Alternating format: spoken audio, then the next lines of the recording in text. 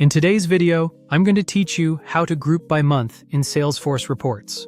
Grouping by month is perfect for spotting trends, tracking performance over time, and simplifying your reporting for clear, quick insights. Let's walk through it together, from a blank report to a clean monthly view. Start by signing in to your Salesforce account and heading to the app launcher. In the search bar, type Reports, then open the Reports app. On the Reports homepage, click New Report. When Salesforce asks for a report type, choose Leads so we're all working from the same example, and then click Start Report to open the report builder. Inside the builder, look for the Group Rows area on the left. We want to group this report by a date field so we can later switch that grouping to months.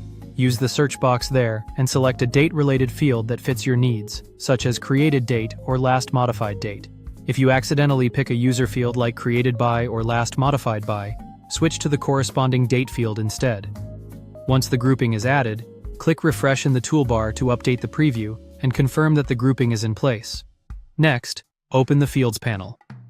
Salesforce provides helpful date buckets, and one of them is Created Month. Click Created Month to change the grouping from the raw date to a monthly bucket. This instantly reorganizes your rows, so records are grouped by calendar month, which makes totals and comparisons much easier to interpret. If the data range looks off, make sure your report filters are set appropriately, but for now, we're focusing on the grouping itself. With the grouping set to month, click Save. Give the report a clear, descriptive name so teammates understand what it shows at a glance, and let Salesforce generate the unique name automatically, or adjust it if your org requires a specific format. Choose a folder where you want this report to live if prompted, then click Save Again to finalize. You now have a leads report grouped cleanly by month, ready for analysis, sharing, and dashboards.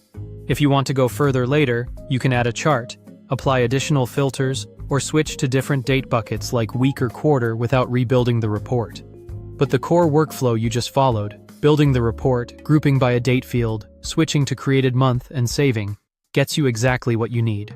Thanks for watching, and don't forget to subscribe for more.